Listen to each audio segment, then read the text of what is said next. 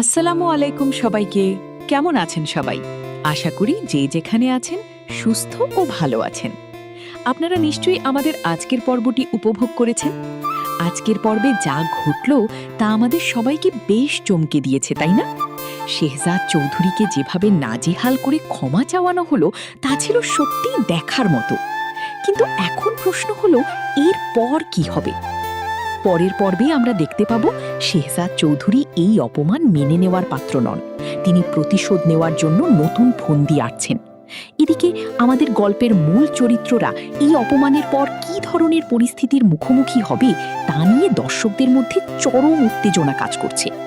শেহজাদ চৌধুরী কি আইনের আশ্রয় নেবে, নাকি আবারও কোনো অন্যায় পথ বেছে নেবে? তিনি কি আমাদের নায়কের বিরুদ্ধে কোনো বড় ধরনের চক্রান্ত শুরু করবেন?